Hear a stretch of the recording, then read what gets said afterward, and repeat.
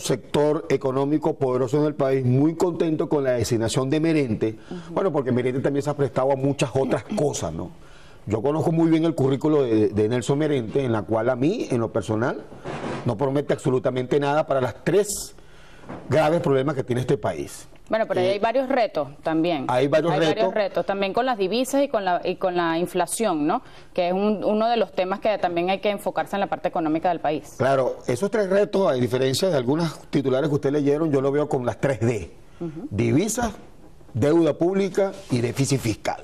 A mi gusto son los tres retos. No hay ninguna cara fresca allí, es un enroque lo que hay realmente. Para mí sí, Jordani tiene fuerza colocando en la planificación de finanzas, porque para mí Jordani significaba un muro de contención de algunas cosas como el SIGME que él se opuso de primer momento.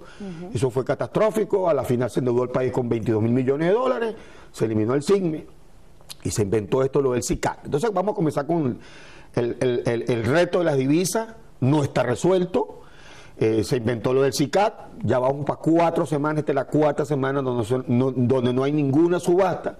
Eso quiere decir que desde que se inició la primera hasta hoy ya hay 800 millones de dólares colocados en bandeja de plata al mercado negro. Ya habían colocado 400 desde que eliminaron el SIGME hasta que dijeron lo del SICAP, de tal manera que como no ha habido subasta, hubo una de 200 millones. Que fue la primera. Que fue la primera, en el cual aún no sabemos el tipo de cambio, pero se especula que fue la segunda opción con un dólar de 16 bolívares por dólar, de tal manera que eso mostró para mí un fracaso de esa eventualidad ante el gobierno de un señor como Merente, que también tenemos que recordar que Merente fue el que inventó lo de los bonos cameros venezolanos antes del SIGME, que también fueron un fracaso. Luego vino el SIGME, otro fracaso más, y el SICA, en su cuarta semana, que no ha dado subasta de dólares. ¿Cuál puede ser la razón por que a estas alturas no se haya establecido ningún tipo de subasta más allá de la primera, cuando, por lo menos para aperturar este sistema? Bueno, porque se le fue el sistema de las manos. El sistema ideado, como lo idearon, se fue de las manos en el sentido que el dólar que esperaban fue demasiado alto, o sea, más del 100% de la tasa de cambio oficial.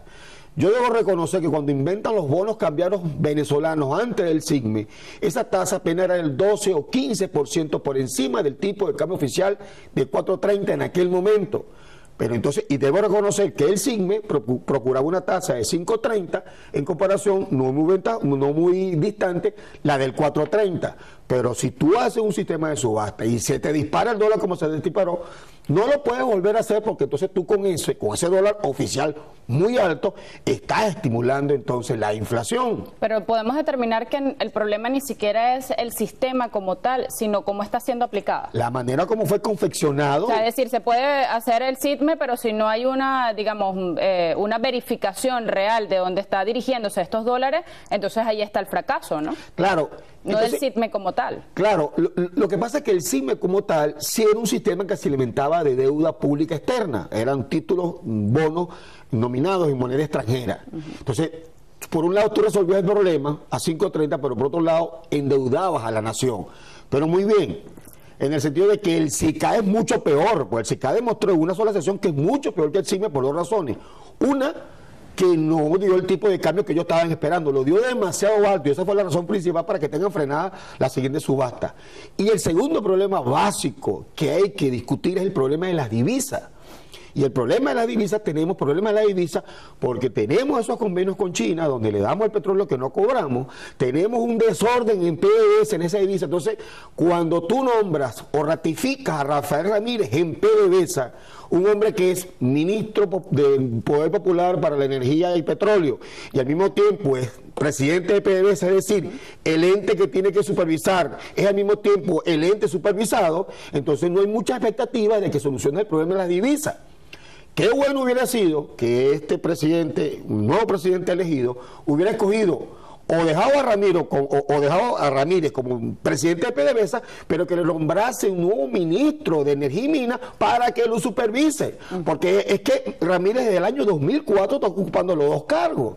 Entonces eso es una atrofia económica, porque no puede ser que el supervisado sea el mismo que se supervise. Mientras no resuelva eso, entonces como no hiciste nada en esa materia, me está demostrando a mí que no tienes intención de resolver el problema de la divisa. Ahora, y cuando colocas a Merente sacándolo del Banco Central y sacas a Giordani, también me está demostrando que un señor que ha estado allí como presidente del Banco Central, que no ha solucionado el problema de la divisa, poco o nada creo yo que va a hacer ahora como ministro de Finanzas. Ahora,